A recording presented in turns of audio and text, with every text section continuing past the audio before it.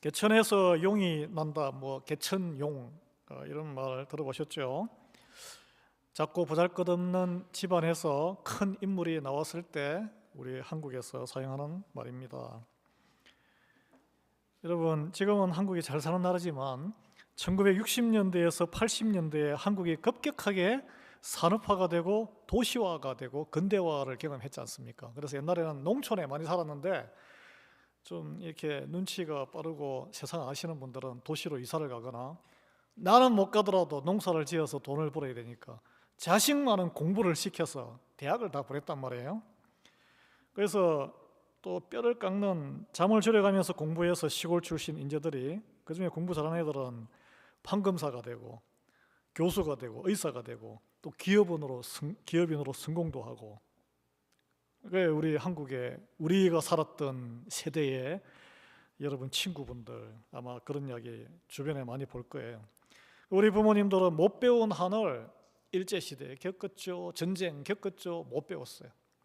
못 배운 한을 자식을 통해 풀고자 했기 때문에 온 집안의 미래를 아들, 딸 가운데 똑똑한 애한테 투자한 게 아니고 딸은 제치고 아들 하나한테 그냥 전폭적으로 지지. 사실이잖아. 우리는 남녀 차별 시대에 산 거예요. 가슴 아픈 일이에요.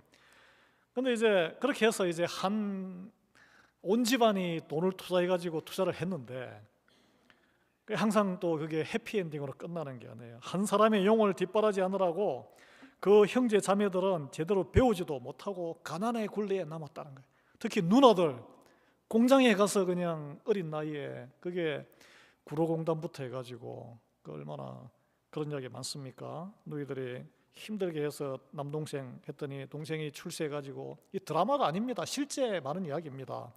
근데 이제 결혼을 부잣집 돈은 많이 장사해서 벌었는데, 그래서 이제 딸을 결혼시키면 딸이 적응이 돼요? 적응이 안 돼. 시가집 식구가 적응이 안 돼.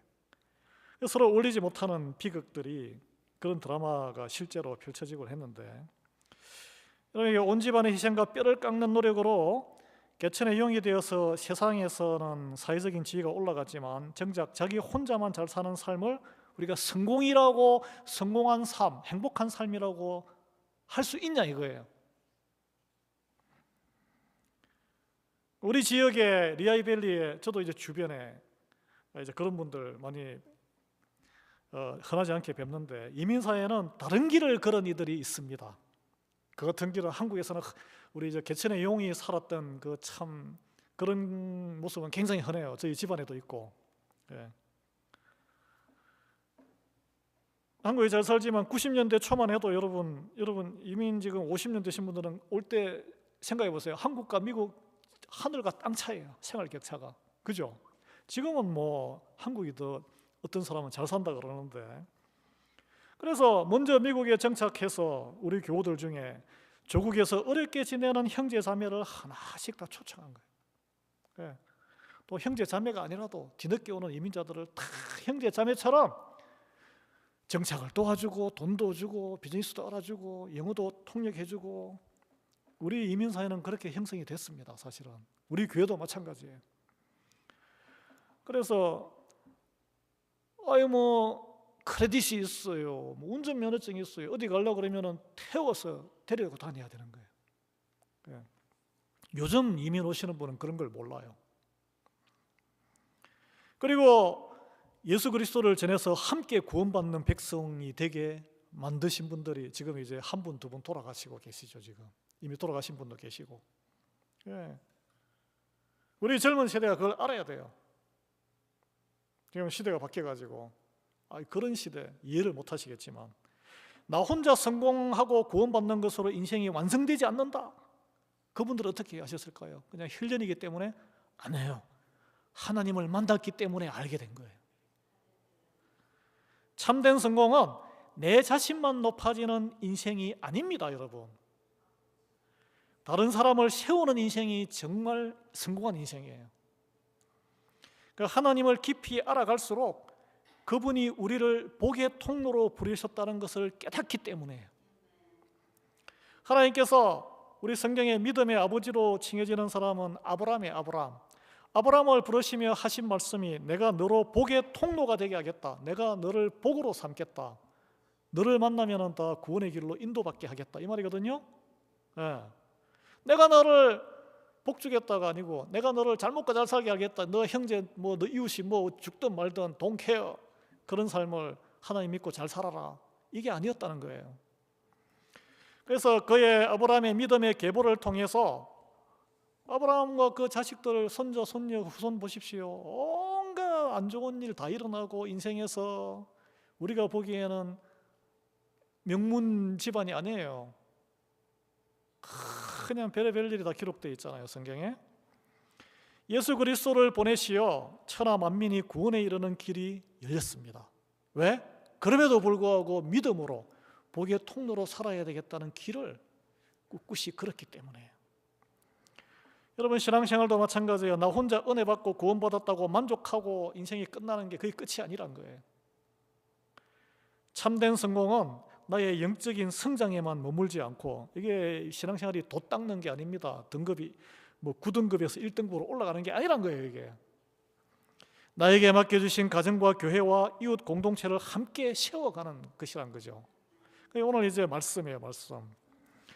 본문은 바울이 그의 영적인 아들이자 자기가 전도해서 목회자로 성장한 디도를 통해서 그 크레타섬에 이제 막 세워진 작은 교회들을 어떻게 신앙으로 다져가야 하는가를 가르쳐주고 있는데, 그 다양하고 거친 배경 속에서 다 이방인들이란 말이에요.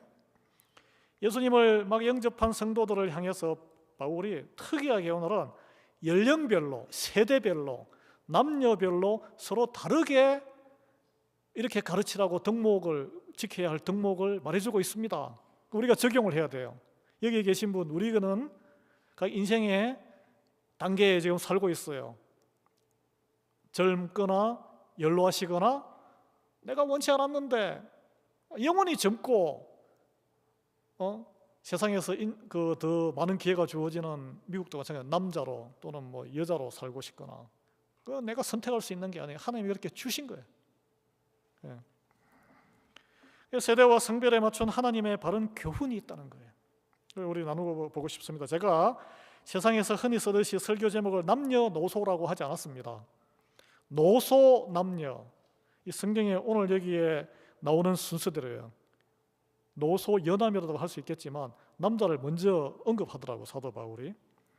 바울의 오늘 글을 묵상해 보면 성별의 차이보다 세대 간의 차이와 각 세대가 갖는 고유한 역할에 더 큰 무게를 두고 있는 것을 알 수 있습니다. 여러분 생각해 보시겠습니다. 오늘날 과연 남자와 여자의 차이가 문화가 큽니까? 아니면 세대 간의 문화와 낯설음이, 갈등이 더 커요? 우리 이민사회도, 우리 집안에도 보면 세대 간의 생각은 딴 세상에 사는 거예요. 딴 세상. 딴 세상에 삽니다. 바울은 인생의 사이클과 성별에 따라 성도를 4그룹으로 나누었는데, 그 부류에 맞게 바른 교훈을 우리가 가르치고 배우고 따라야 한다라고 말하고 있습니다. 복음에 합당한 삶을 가르치라고 디도에게 명했는데, 모두 같은 교회를 다니고 같은 하나님을 믿어요. 그러나 연령이 다르고 인생의 사이클에 다른 데에 지금 우리가 처해 있고, 그리고 내가 원치 않았지만 나는 남자로 태어나서 살고 있고, 사회가 또 그렇게 나를 대접을 해. 나는 여자로 태어나서 살고 있고, 사회가 그렇게 나를 여자로 또 이렇게 문화가 있어요. 거기에 맞춰서 복음이 다 하나님 앞에서는 남녀가 다 동등하고 다 존귀한 존재지만 세상 문화 때문에 하나됨을 위해서 좀 다르게 적용해야 할 게 있다는 거예요. 그래, 같이 살펴보겠습니다. 자, 늙은 남자로, 이게 단어가 별로 안 좋은데 우리가 지금 문화에서는 연로한 남성 성도라고 하겠습니다. 한마디로 표현하면 겸손과 인격으로 세우는 영적인 아버지의 모습을 보여야 된다는 거예요. 공동체에서. 성경에서 말하는 늙은 남자는 헬라어로, 그리스어로 프레스비테스라고 합니다. 이런 프레스비테스 좀 비슷하죠. 우리가 소속된 교회가 프레스비테리, 장로교회, 장로교회 장로, 또는 영어로는 프리스트, 영어로 나중에 프리스트, 성직자, 목회자로 이 단어가 나오게 됩니다. 그래서 원래는 한 가정에 또 한 공동체에 나이 많은 연장자를 뜻했지만 교회 내에서 존경받는 영적인 좀 연로하신 분들 원로를 같이 원로란 단어 좋아하시잖아요, 여러분. 예. 그럼 초대교회 이 당시에는 나이로 따지면 몇 세 이상을 이야기했을까요? 50세 또는 많아도 60세예요. 50세 이상. 여기 50세 이상, 대부분 50세 이상이에요.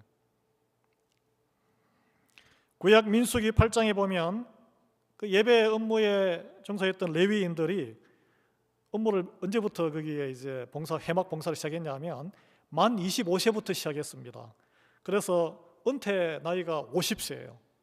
25년간 하고 만 50세 되면 은퇴해야 돼. 뭐 그때는 평균 수명도 짧았겠지만 50세가 되면 자녀 양육이 다 끝나고 다 독립을 하게 돼요. 옛날 그 인생 사이클은 요즘은 좀 늦어졌죠, 이게. 은퇴하고 이제 안 하는 게 아니라 그 후배들을 뒤에서 돕는 자문 역할을 했다는 거예요. 그래서 시무에서 물러났다고 책임이 사라진 게 아니란 거죠. 구약 시대도 그랬습니다. 오늘날에는 요 인생 사이클을 보면 소셜 시큐리티도 65세, 67세부터요. 그러니까 보통 60대 말에서 70세 이상입니다. 60대 말이 되면 60대 중반 이후가 되면 자녀들이 이제 늦둥이 빼고는 대부분 독립하고 자기 밥그릇 차죠?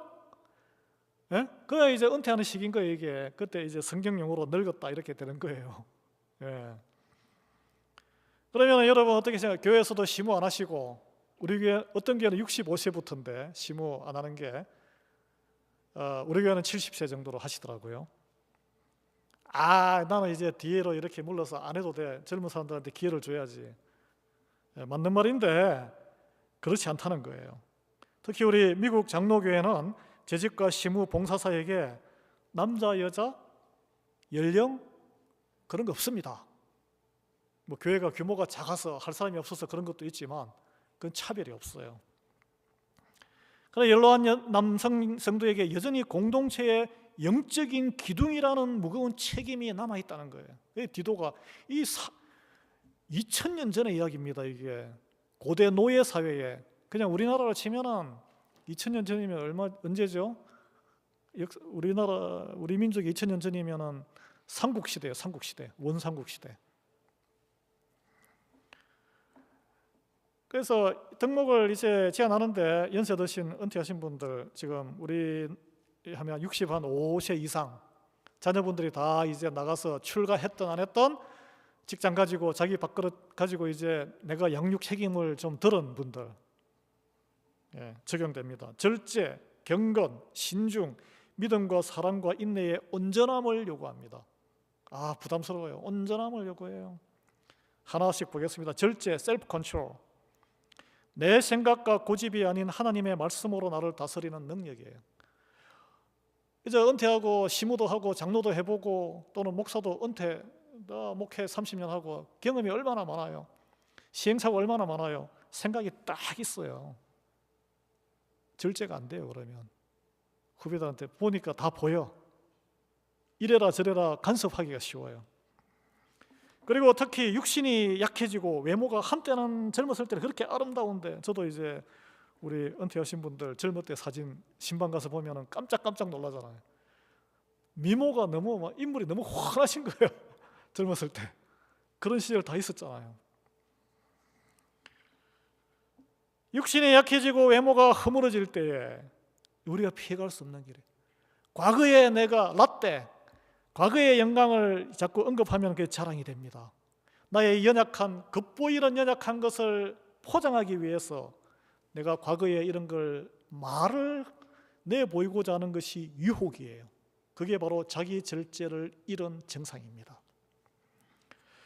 그래서 그럼 어떻게 해야 되느냐? 어차피 육신은 나날이 쇠해지는데 우리의 영은 더욱 강건해지고 새로워지고 할 수 있다는 거예요. 그게 이제 우리가 여러분 연로하신 분들이 해야 될 일입니다. 말씀으로 매일 새롭게 하는 그것이 바로 자기 절제의 능력인 줄 믿습니다. 그다음에 신중함은 템퍼레이트인데 원어상으로는 술에 취하지 않은 맑은 정신이에요. 연로하셔서 술 드시고 하시는 분 우리 가운데 없습니다. 이 말은 뭐냐면 술은 뭡니까? 정신을 흐르게 만드는 거고 중독성이 있습니다.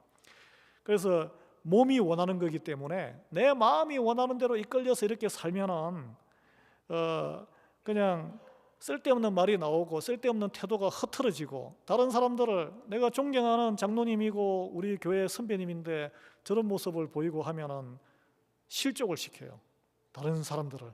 그걸 조심하시라는 거예요. 예. 그래서 하나님의 말씀 대신에 다른 세상 즐거움을 너무 찾아다니면은 흐트러진 생각과 태도가 나올 수밖에 없습니다.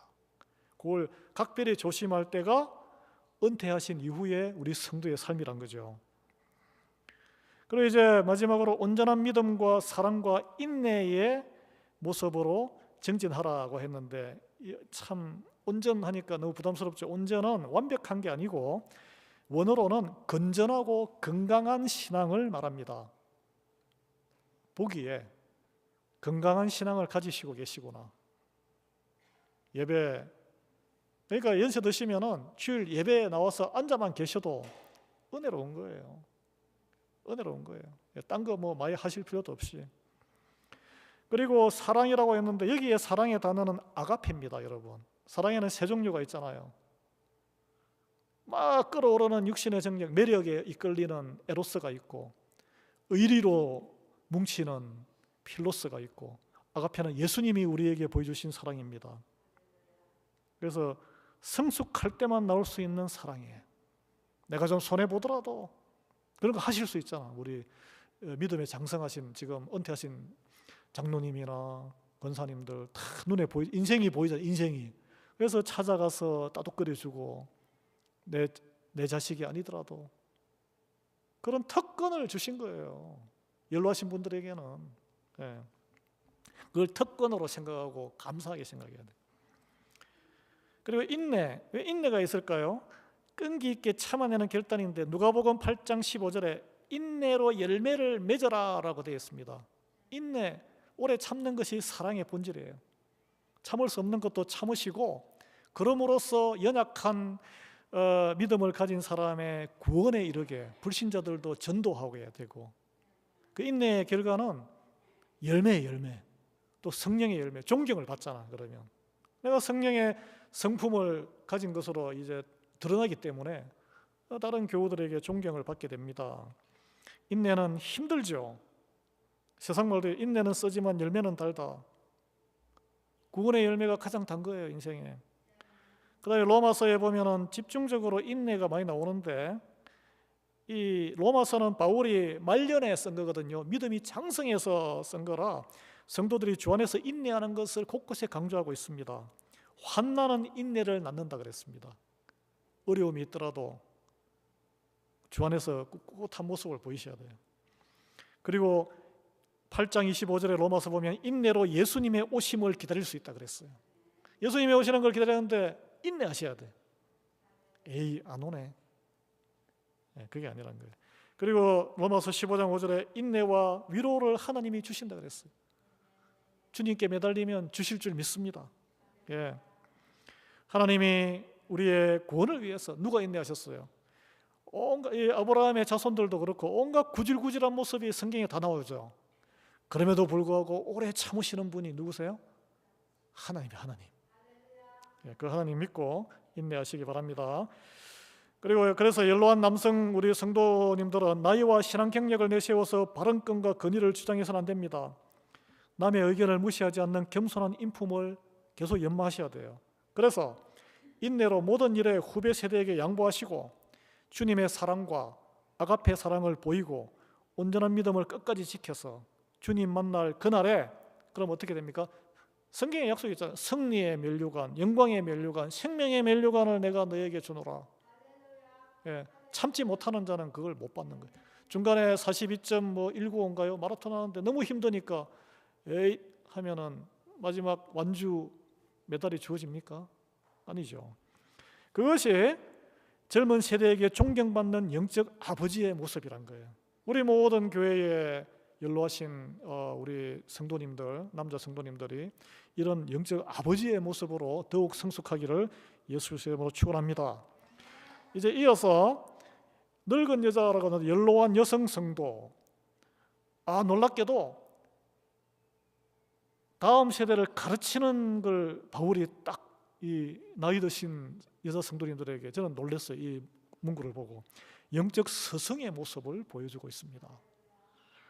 바울은 늙은 남자에게는 단 한 절, 2절만 하려 했습니다. 반면 늙은 여자에게는 3절부터 5절까지 무려, 여러분 우리가 8절을 읽었는데 3절을 은퇴 연령에 들어간 여성도들에게 할애를 했어요. 요즘도 그렇지만 당대 교회도 남성보다 여성 성도수가 더 많았고 특히 초대 교회의 여인들의 입소문과 비방으로 인한 소란이 자주 발생했어요. 3절에 보면 늙은 여자로는 이와 같이라고 이렇게 말씀이 시작되는데 교회는 이와 같이는 늙은 여자를 이렇게 늙은 남자를 연로한 은퇴한 남자들을 이렇게 교회가 이렇게 해서 리더로 섬겨야 될 그게 있듯이 여자도 제외가 아니다. 교회는 남자만 리더로 세우는 것이 아니고 여자도 남자와 동일하게 중요한 이들이라는 것을 말하는 거예요. 은퇴한 남자들에게는 한 줄 적었는데 여자들에게는 3줄을 적었어요. 누가 더 중요해요? 성경 말씀으로 보면 여자들이 더 중요해. 그래서 이 늙은 여자란 말은 자녀들이 이미 다 독립한 연령, 당시는 50세 이상이에요. 오늘날로 치면 60대 중반 이후. 여기 포함되시는 분들 많으시죠? 그냥 뭐 조용히 뒤에 앉아서 조용히 있으면 되지 뭐 다 이렇게 생각하시잖아요. 자, 이게 4가지 삶의 기준을 제시했는데 거룩한 행실, 그것으로 오늘 본문에 나오는 것은 거룩한 행실이라는 말은 태도와, 제가 원어를 찾아봤는데 태도와 행동이 성전에 적합한 상태를 유지하는 거예요. 하나님의 거룩한 성전, 하나님을 두려워하고 하나님이 내 앞에 있구나라고 시각적으로 느끼는 거기에 합당한 태도를 유지하는 겁니다. 삶에 있어서.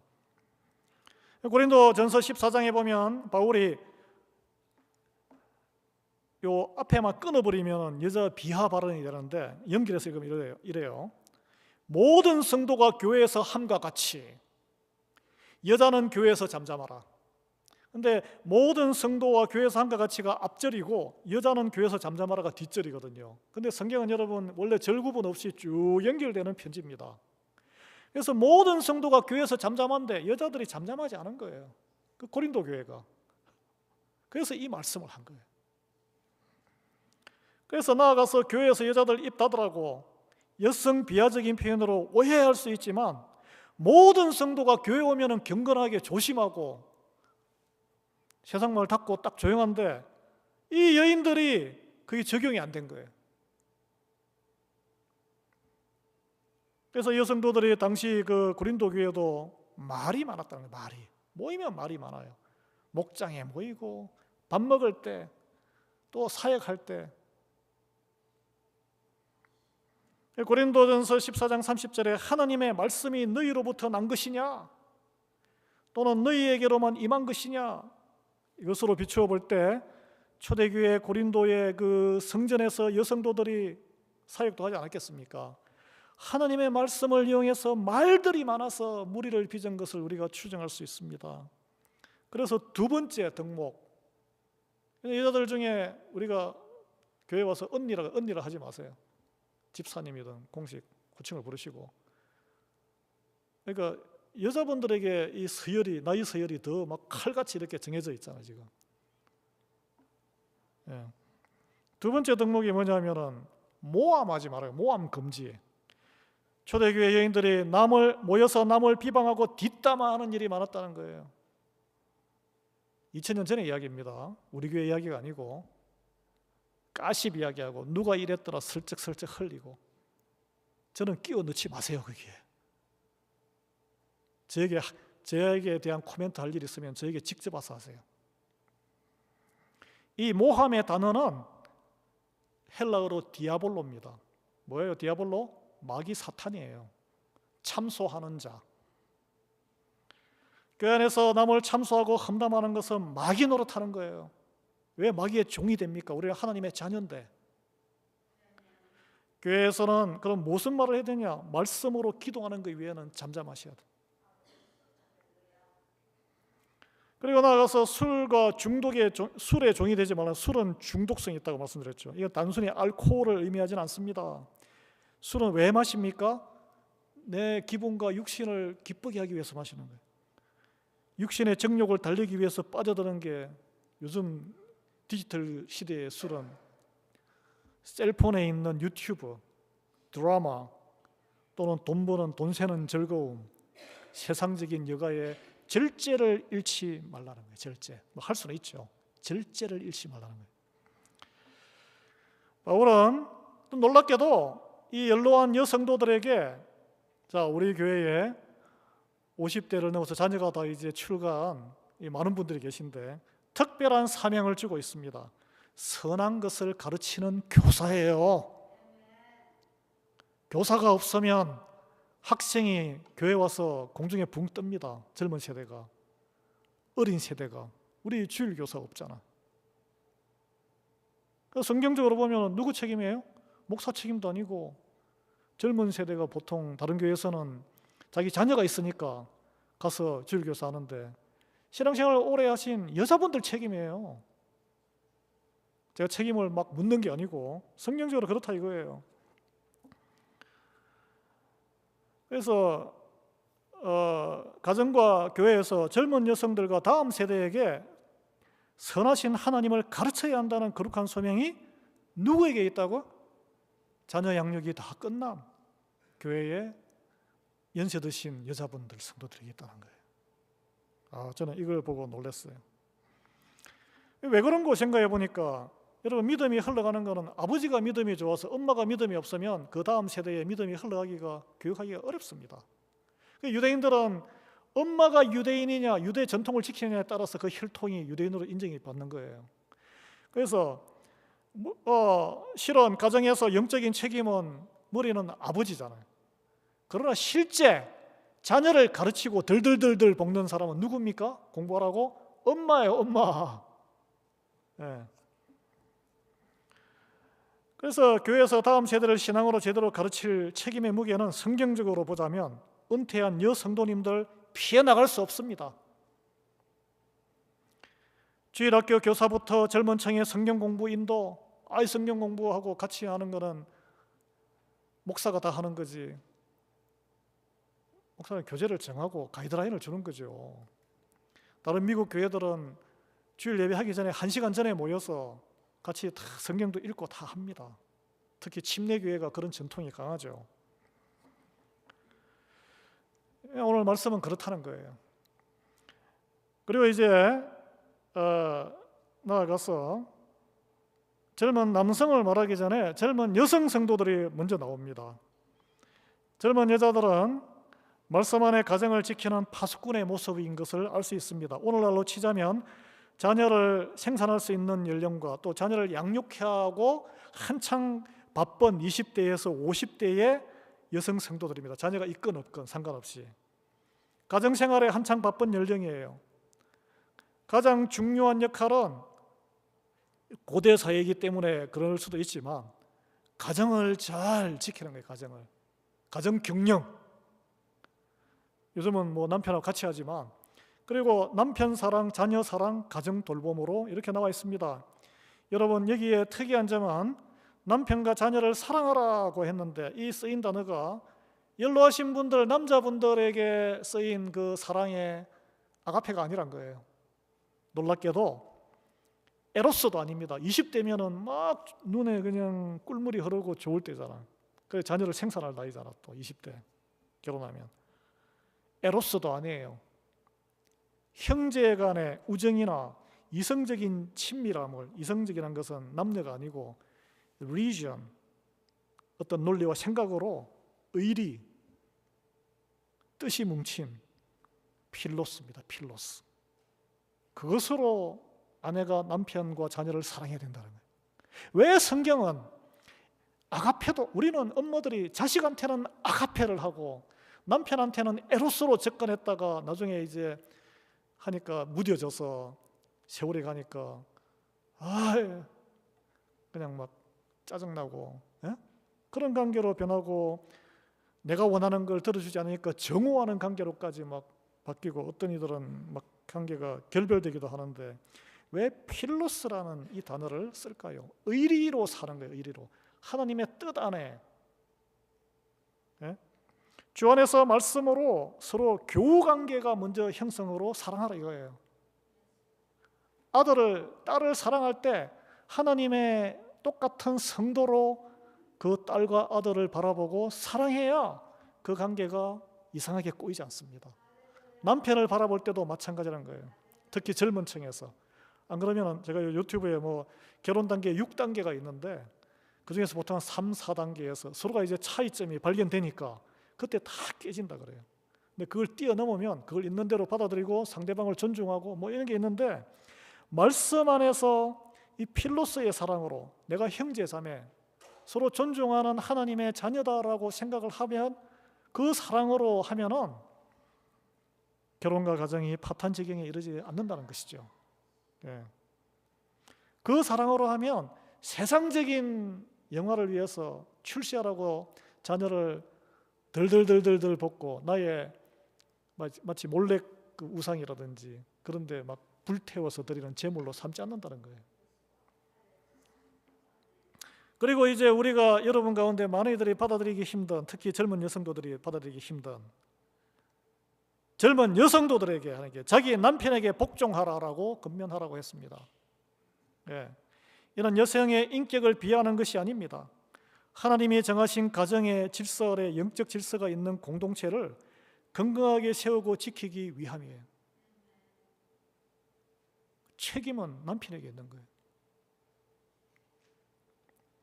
그래서 왜라고 설명 안 하는데 한 줄 딱 설명해요. 하나님의 말씀이 비방을 받지 않게 하려 함이라.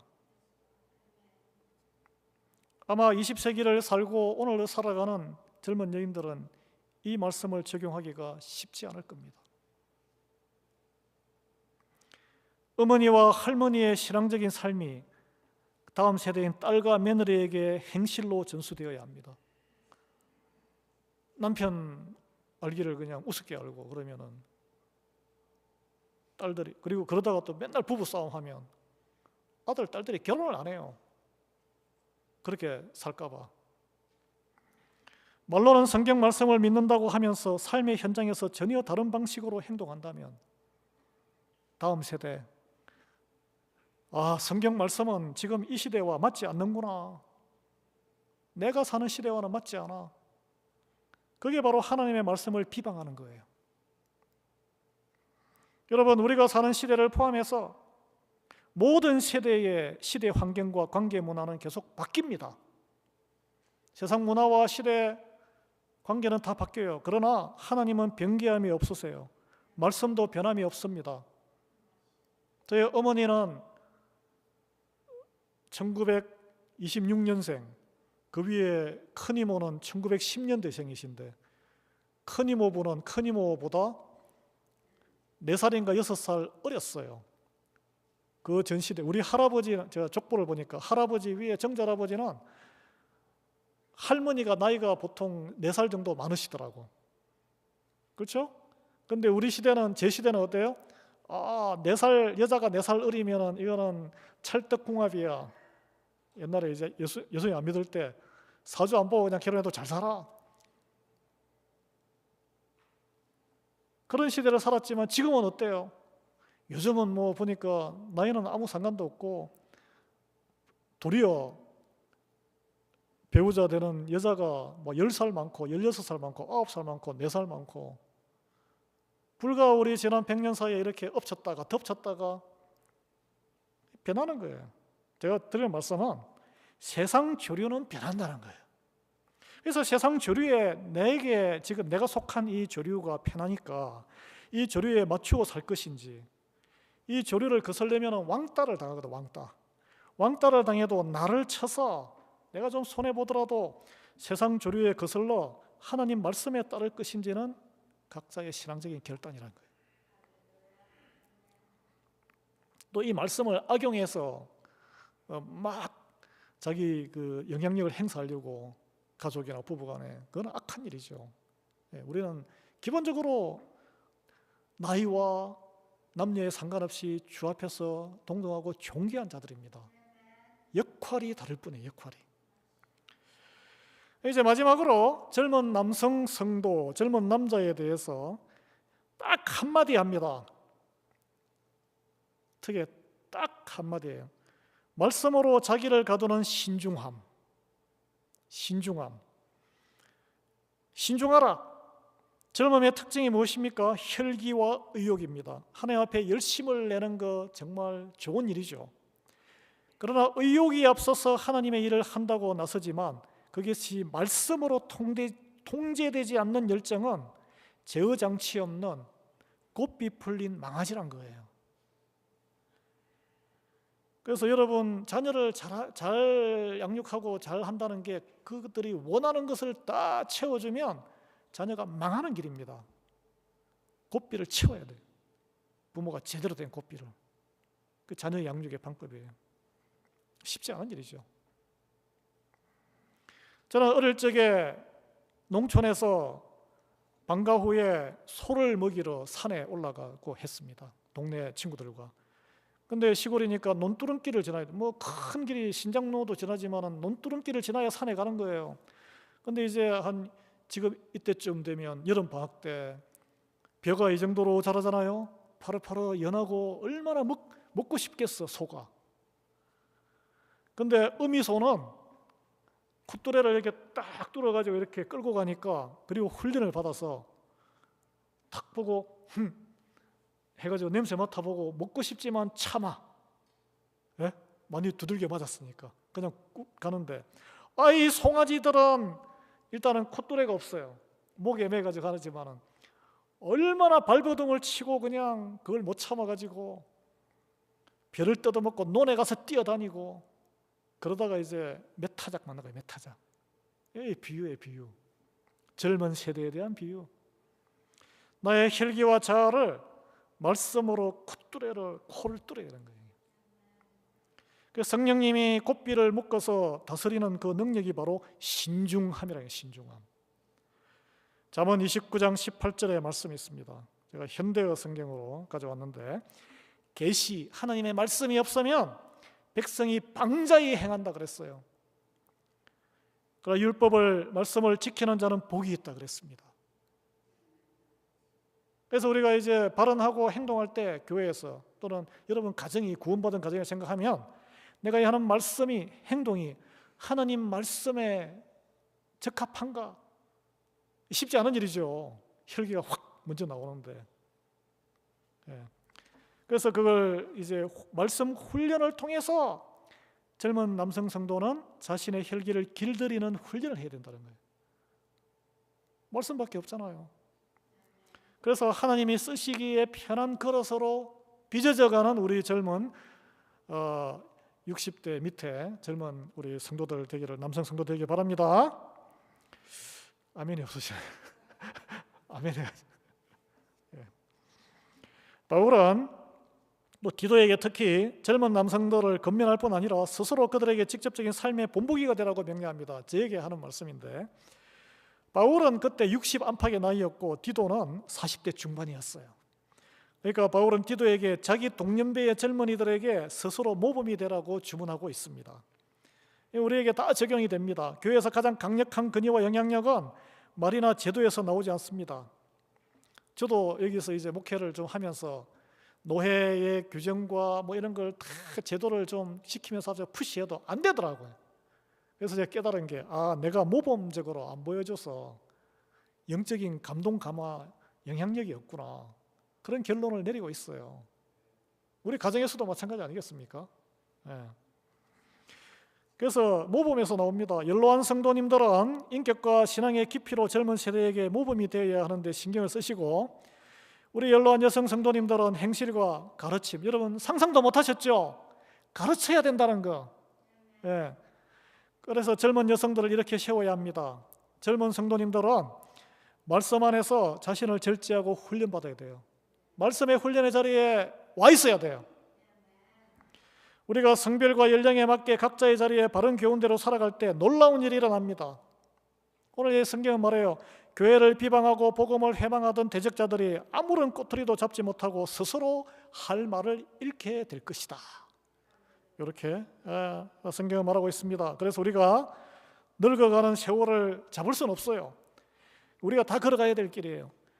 늙거나 젊거나 남자이거나 여자이거나 우리는 스스로의 조건과 환경을 선택해서 받은 게 아닙니다. 그러나 우리에게 주어진 이 생명의 시간 동안 어떻게 반응하며 살아갈 것인가는 나의 선택에 있다는 거예요. 하나님이 그걸 주셨잖아요.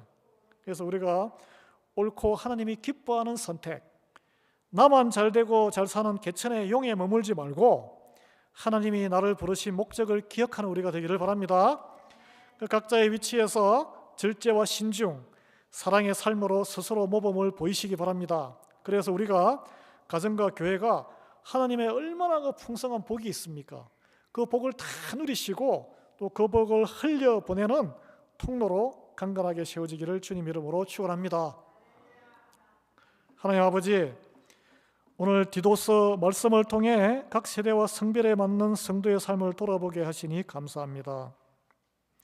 우리가 나 홀로 잘 사는 인생에 머물지 않게 하시옵고 가정과 교회와 이웃을 함께 세워나가는 복의 통로가 되게 하여 주시옵소서.